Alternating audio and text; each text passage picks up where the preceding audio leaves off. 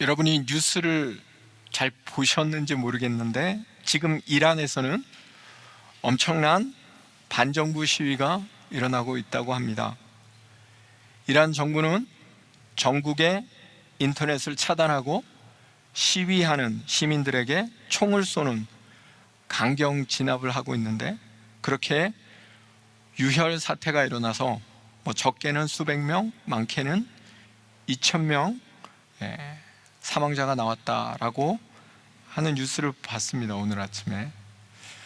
시위는 점점 더 격화되고 있고, 미국에서 비행기로 공습을 하겠다 계획해서 거기에 개입을 하겠다 이렇게 밝히고 있고요. 이 일이 이란이라는 나라가 완전히 바뀌는 계기가 되지 않을까, 세계의 관심이 집중되고 있습니다. 제가 갑자기 이란 얘기를 꺼낸 건 물론 현 사태가 매우 심각하기 때문이기도 하지만 오늘 성경 말씀이 이란과 관련이 있기 때문입니다. 이란은 주위의 다른 아랍 국가와 다르게 자기들 아랍 사람이 아니다, 우리는 페르시아 죄송합니다, 페르시아인이다 이렇게 얘기합니다. 페르시아의 후손이다라는 것을 강조하는데, 그 페르시아, 성경의 바사가 바로 오늘 말씀의 배경입니다. 오늘 이야기는 이 바사가 시작되는 원년에 일어난 이야기입니다. 세상을 지배하던 아수르라는 나라를 바벨론이 멸망을 시켰고, 바벨론이라는 나라를 페르시아, 바사가 멸망을 시켰습니다. 그러면서 이스라엘 사람들에게는 놀라운 일이 일어났는데, 바벨론으로 포로로 잡혀갔던 그들이 다시 자기 나라로 돌아갈 수 있는 이스라엘의 회복이 일어나게 되었습니다. 도저히 회복될 수 없을 것 같은 전쟁 포로로 끌려가서 힘들어하던 그들이 회복되었다는 겁니다. 완전히 전에 살던 땅으로 돌아갈 수 있게 하나님이 인도하셨다는 겁니다. 이게 어떻게 가능했을까요? 그 회복을 통해서 우리가 얻어야 할 교훈은 무엇일까요? 오늘 말씀을 통해서 같이 생각해 보려고 합니다. 먼저 본문 1절부터 4절 다시 한번 읽어 보겠습니다. 1절부터 4절입니다. 바사왕 고레스 원년에 여호와께서 예레미야의 입을 통하여 하신 말씀을 이루게 하시려고 바사왕 고레스의 마음을 감동시키심에 그가 온 나라에 공포도 하고 조소도 내려 이르되, 바사왕 고레스는 말하노니 하늘의 하나님 여호와께서 세상 모든 나라를 내게 주셨고 나에게 명령하사 유다 예루살렘에 성전을 건축하라 하셨나니 이스라엘의 하나님은 참 신이시라. 너희 중에 그의 백성된 자는 다 유다 예루살렘으로 올라가서 이스라엘의 하나님 여호와의 성전을 건축하라. 그는 예루살렘에 계신 하나님이시라. 그 남아있는 백성이 어느 곳에 머물러 있든지 그곳 사람들이 마땅히 은과 금과 그 밖의 물건과 짐승으로 도와주고, 그 외에도 예루살렘에 세울 하나님의 성전을 위하여 예물을 기쁘게 드릴지니라 하였더라. 이스라엘의 회복은 정말 생각하지 못한 때 갑자기 일어났습니다. 바벨론의 포로로 잡혀가 고국을 그리워하면서 돌아갈 방법은 없고 너무나 절망스러워 그들은 나무에다 수금을 걸어놓고 강가에서 울었다는 시편 말씀이 있는 것처럼 그들의 환경은 도저히 바뀔 기미가 보이지 않았습니다. 그런데 불현듯 갑자기 유다 땅으로 돌아가도 된다라는 이야기가 들려옵니다. 유다 땅으로 돌아가 살라는 명령이 국가적으로 선포됐다는 거예요. 그 명령은 바벨론을 무너뜨린 바사왕 고레스의 칙령이었습니다. 그게 언제 발표됐다고요? 1절에 보니까 바사왕 원년에. 뭐가 급해갖고, 여러분, 나라를 정복하자마자 이 일을 가장 먼저 고레스가 했습니다. 근데 1절에 보니까 이렇게 나와 있습니다. 여호와께서 예레미야의 입을 통해서 하신 말씀이 이루어진 거래요. 하나님이 예레미야를 통해서 주신 말씀이 뭐였을까요? 예레미야 25장 11절 12절에 보면 이스라엘 백성들이 바벨론으로 포로로 잡혀갈 것이다 예언되어 있는데 70년 만에 돌아올 거다. 이스라엘의 포로 귀환 약속대로 이루어졌다는 겁니다. 본문은 이 일이 일어나는 결정적 계기가 뭐였느냐? 하나님이 고레스의 마음을 감동시키셨대요. 그렇게 돌아가고 싶어서 힘쓰고 애쓰고 근데 도저히 방법이 없는데 어떻게 합니까? 아무것도 못해서 무력감에 지쳐있던 그 이스라엘 백성들, 이제는 안 될 거야 하는 그들에게 하나님이 정말 생판 모르는 고레스라는 사람이 갑자기 나타나서 이스라엘 사람들을 대신해서 하나님의 일을 해주고 있는 겁니다. 하나님의 성전을 건축하랍니다. 하나님의 일을 더 잘할 수 있도록 적극적으로 도와주고 있습니다. 정말 위치가 바뀐 것 같습니다. 정말 신경 쓰고 온갖 노력을 해야 될 사람은 아무것도 하지 못해 가만히 있는데, 아무리 생각해도 고레스는 하나님을 몰랐을 것 같은데, 여호와 하나님을 제대로 몰랐을 그가 어떻게 이렇게 적극적으로 하나님의 성경에 나오는 예언을 성취하는 일을 했을까? 더 놀라운 것은 그냥 돌아가라고 풀어주는 것만도 감사한데, 그냥 돌아가는 것이 아니라 갈 때 성전을 지을 물건들, 그리고 거기에 바쳐질 예물을 가져가라고 얘기합니다. 노예로 살고 있다면 풀려나는 것만 해도 감지덕지인데 빈털터리로 죄송합니다. 빈털터리로 가도 할 말이 없을 텐데 정말 필요한 물건들을 다 가져가게 해주는 겁니다. 이런 일이 전에도 있었어요. 이스라엘 백성에게 있었습니다. 출애굽할 때 이스라엘이 이집트의 노예로 있을 때 이집트 사람들이 이 땅에서 나가라고 쫓아냈어요. 마지막에는 쫓아내면서 어떻게 했냐면 예물을 줬습니다. 온갖 보석과 귀한 것들을 주어서 보냈다라고 합니다. 빈손으로 돌아갈 수 있었는데 빈손이 아닌 풍성한 예물을 가지고 갈 수 있게 하나님이 하셨다라는 거예요. 하나님이 어떤 분이시냐? 모든 것을 바꾸시는 분이십니다. 하나님이 어떤 분이시냐? 약속을 지키시는 분이다라는 거예요. 하나님이 어떤 분이시냐? 빈손이 아닌 풍성하게 우리에게 채워주시는 분이시다. 성경은 이야기합니다. 우리가 생각하지 못한 때, 우리가 기대하지 못한 때 하나님이 일하신다라는 겁니다. 제가 어릴 때 세상은 소련과 미국이라는 두 나라로 완전히 갈려져서 그 두 나라가 다 해먹을 줄 알았어요. 근데 어느 날 갑자기 소련이 없어졌습니다. 아무도 예상 못했어요.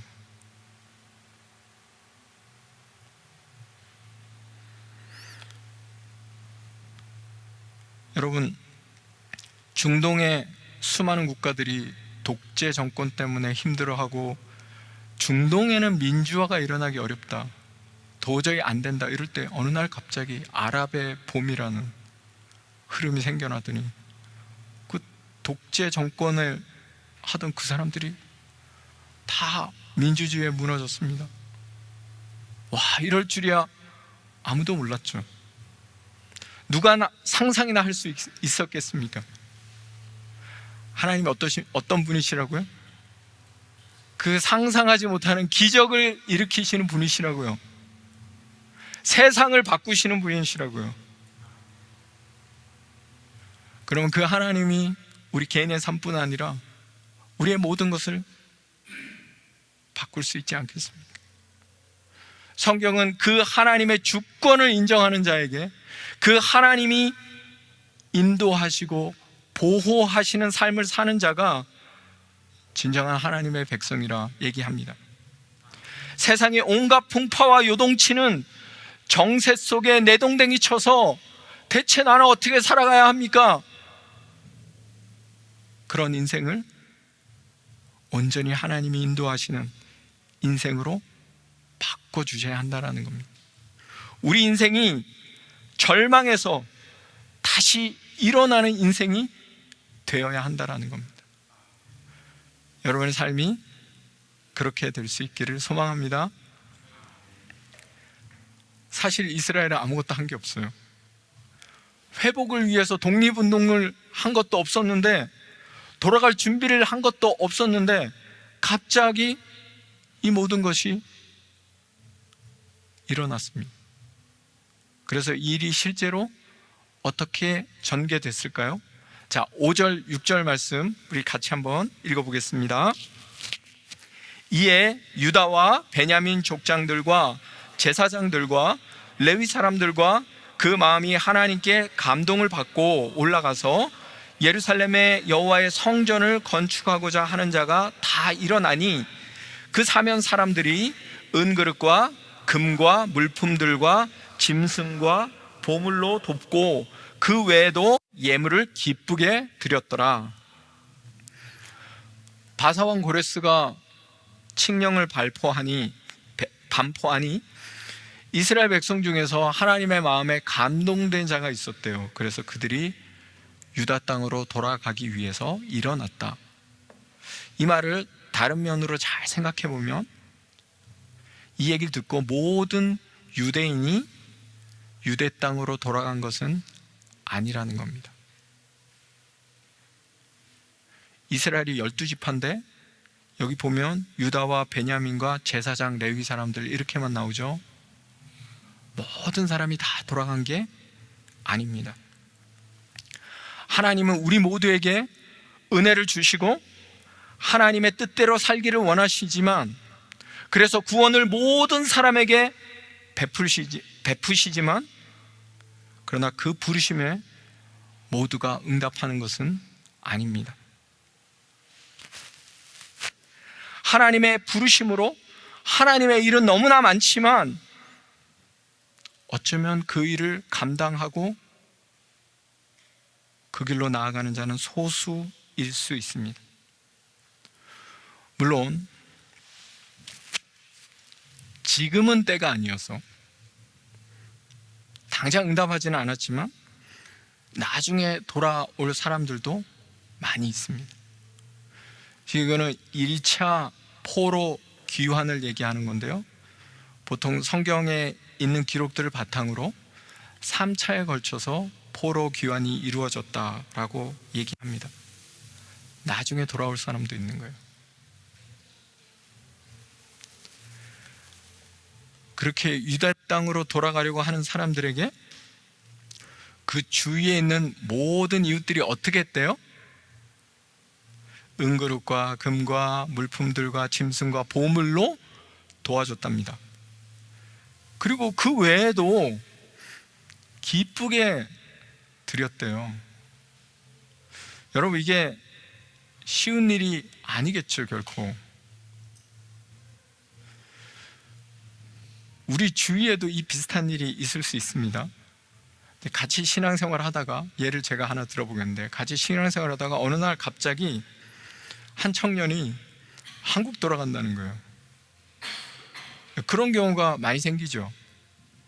그러면 어느 날 한 분이 이러시는 거죠. 그 친구 한국 간다고? 아니요, 갔어요. 언제 갔어? 작년에요. 아이고, 난 간지도 몰랐네. 이런 경우가 있습니다. 이런 경우도 있습니다. 그 친구 한국 간대. 그래? 아이고, 아쉽다. 참 괜찮았는데.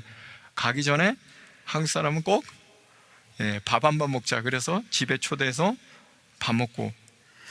저희 교회 청년 중에 한 명이 한국 갔는데, 가기 전에 우리 청년들이 갑자기 그냥 갈 수 없다고 파티를 했습니다.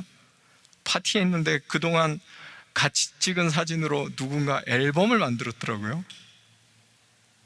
앨범을 주고. 나중에 제가 들으니까 우리 어르신들 중에 어떤 분은 또 이렇게 봉투에 돈을 넣어서 한국 가서 써라. 그리고 한국 돈을 주시고 캐나다 돈도 얻고.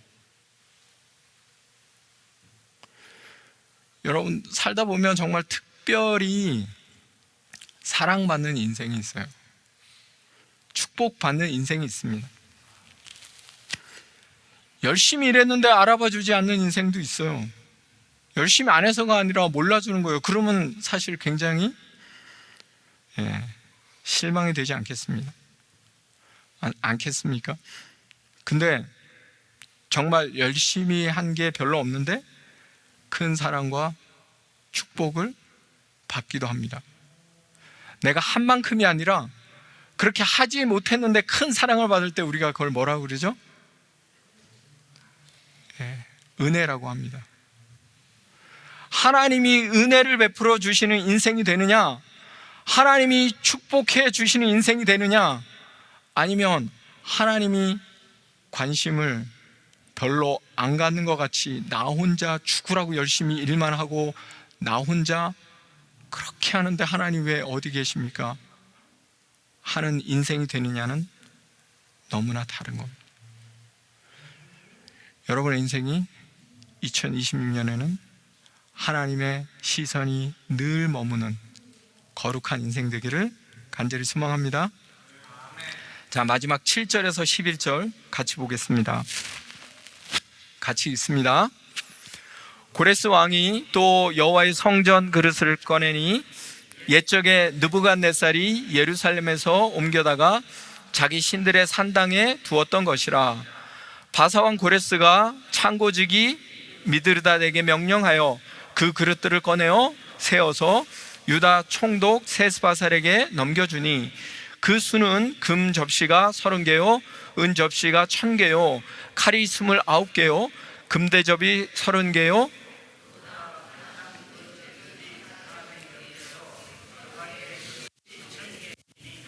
금은 그릇이 모두 5400개라. 사로잡힌 자를 바벨론에서 예루살렘으로 데리고 갈 때 세스바살이 그 그릇들을 다 가지고 갔더라. 바사왕 고레스가 내린 칙령을 통해서 옛날에 바벨론 때 느부갓네살이 예루살렘 성전을 다 망가뜨리고 그 성전 안에 있던 거룩한 그릇들을 빼앗아 갔거든요. 그것을 고레스가 돌려보냈다라는 얘기입니다. 종종 호기심에 이렇게 숫자가 막 나오니까 제가 설교하는 중에 실제로 이거 계산하는 분들이 있습니다. 금접시가 몇 개라고? 30개, 은접시 1000개, 칼은 29개, 금대접 30개, 은대접 410개, 그 밖에 그릇이 1000개, 다 합치니까 2499개. 11절에 5400개라고 써 있는데요, 목사님 이거 좀 이상한데요 하는 분들이 종종 있습니다. 저는 성경을 깊이 탐구하는 아주 훌륭한 모습이라고 생각됩니다. 그냥 넘길 수도 있는데 잘 보면 그렇게 기록되어 있지. 이거는 2499개를 마치 목록에 기록하듯이 숫자를 세워서 이거 굉장히 중요한 거예요 라고 얘기하는 겁니다. 그리고 2901개는 그만큼 중요하지 않았던 거죠. 그래서 그냥 마지막에 가서 이것까지 다 합쳐서 최종 포함해서 그릇이 5,400개였다라고 얘기하는 겁니다.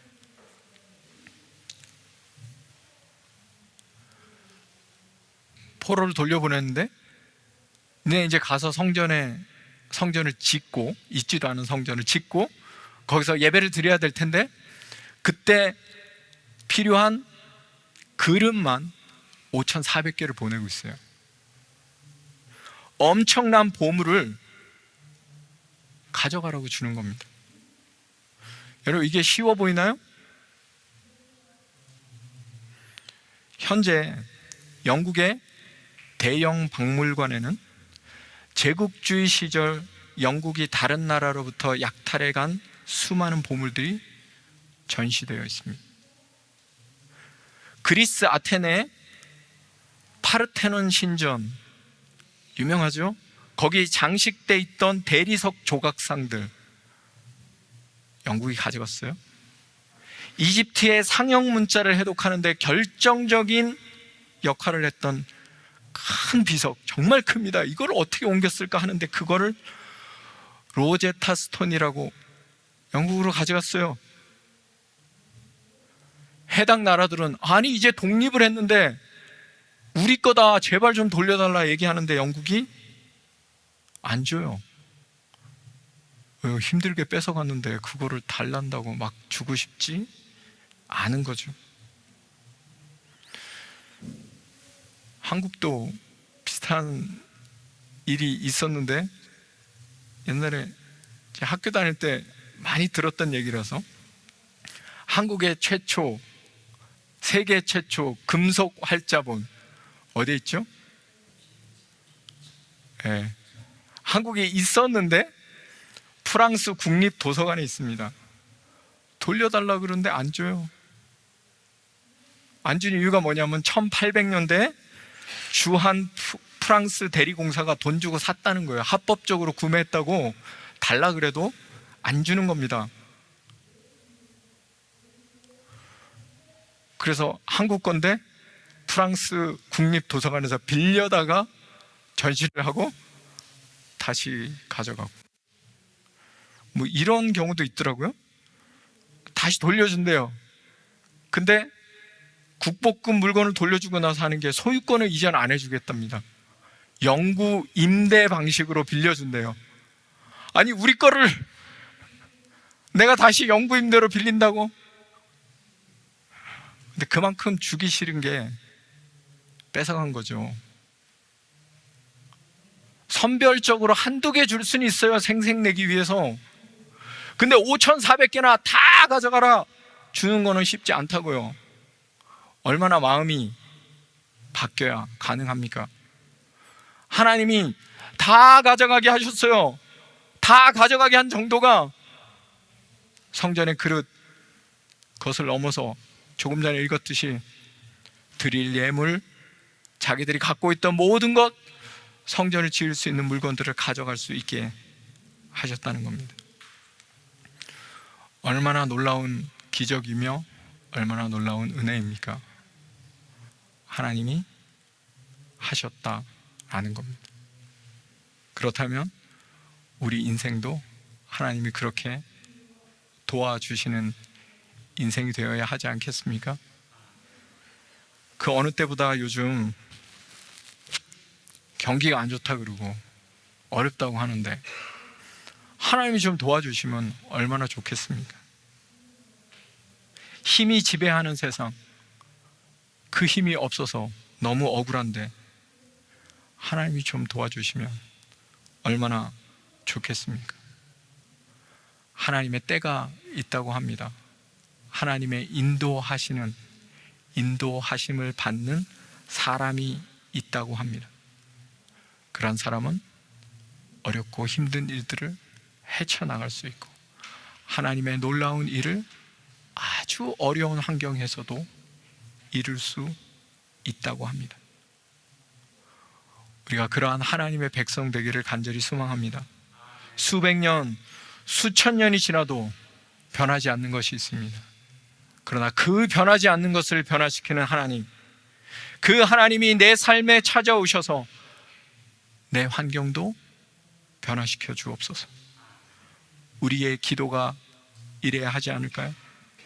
주님, 내가 지금까지 그렇게 간절히 원했던 것, 그러나 안 되니까 절망이 됩니다. 포기가 됩니다. 그러나 하나님, 오늘 말씀을 통해서 다시 하나님 앞에 소망을 둡니다. 내 삶을 인도해 주옵소서 라고 말하며 나아갈 수 있는 우리 모두가 되기를 소망합니다.